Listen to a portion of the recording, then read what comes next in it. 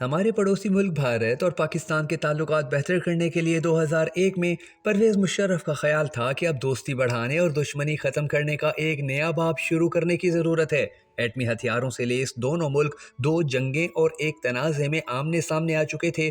دونوں پڑوسیوں کے درمیان کشمیر کو تقسیم کرنے والی سرحد کے ساتھ امن بہت ضروری تھا۔ اس کے باوجود مشرف کے لیے یہ مناسب وقت نہیں تھا کہ وہ اپنے پڑوسی ملک کے ساتھ امن کی خواہش کریں۔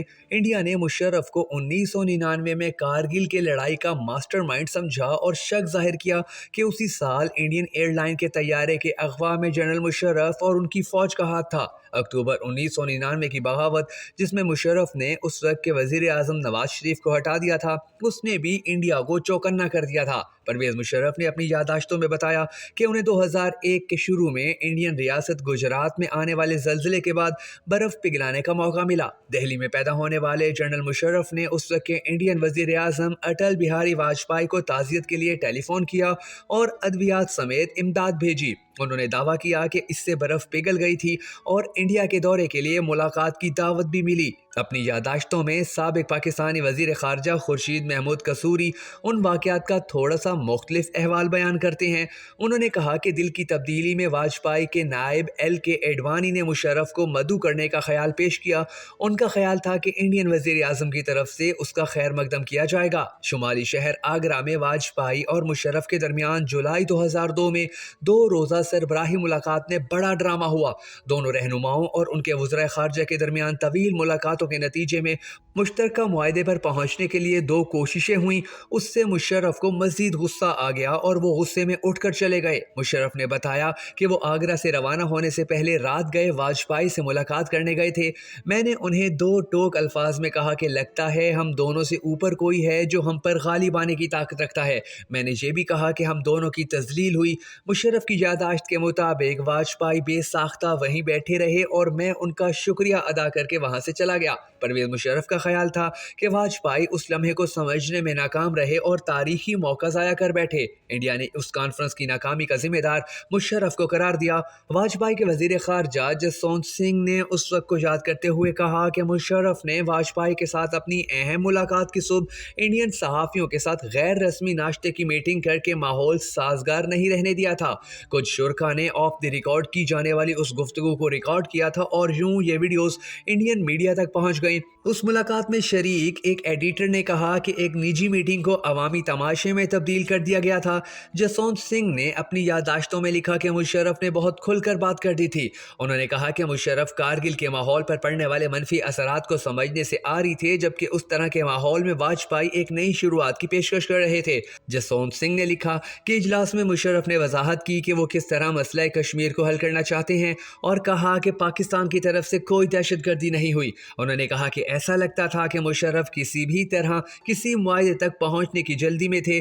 جسونت سنگھ کے مطابق جب معاہدے کا مسودہ واجپئی اور ان کی کابینہ کو دکھایا گیا تو ان کا اجتماعی نقطہ نظر یہ تھا کہ اس میں دہشت گردی کے مسئلے پر زیادہ زور دینے کی ضرورت ہے۔ واجپئی سے دوران ملاقات مشرف کے اٹھ کر چلے جانے پر انڈین رہنماؤں کا موقف پاکستانی رہنما سے مختلف تھا۔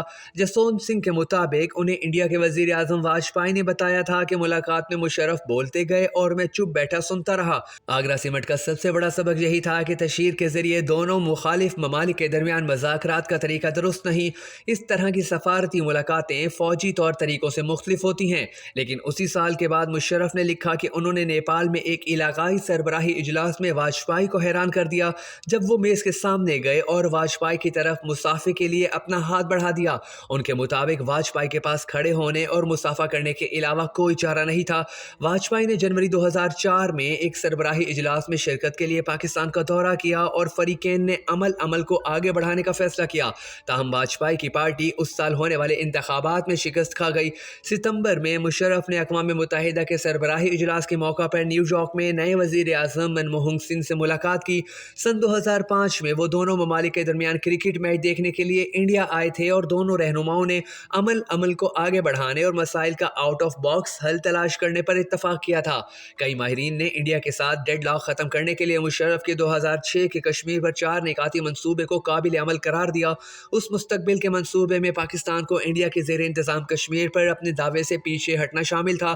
اس میں شرط یہ تھی کہ یہ ایسی صورت میں ہوگا کہ جب دونوں خطوں یعنی پاکستان اور انڈیا کے زیر انتظام کشمیر کے لوگوں کو نقل و حرکت کی آزادی ہوگی۔ ماہرین کے مطابق یہ دونوں پڑوسیوں کے درمیان امن کے لیے ممکنہ طور پر بہترین حل تھا، تاہم پرویز مشرف کے بارے میں انڈیا میں رائے ہمیشہ تقسیم رہی۔ کیا مشرف امن پسند آدمی تھے یا وہ محض ایک چالاک پاپولسٹ تھا جنہوں نے کشمیر کی تحریک حق و دیراریت کی حمایت کرتے ہوئے ایسا رویہ اختیار کیا جس سے ان کا انڈیا مخالف تاثر بھی زائل ہو سکے اور انڈیا بھی خوش ہو جائے؟ واشنگٹن کے ولسن سینٹر میں ایشیا پروگرام کے ڈپٹی ڈائریکٹر مائیکل کلگیمن کہتے ہیں کہ کوئی بھی مشرف کی انڈیا کے خلاف غیر متزلزل دشمنی کے بارے میں بات کر سکتا ہے، جیسا کہ ان کی پالیسیوں سے ظاہر ہوتا ہے جن کے تحت عسکریت پسندوں کو تربیت دی اور امریکہ سے ملنے والی امداد کا رخ کسی اور طرف موڑ دیا۔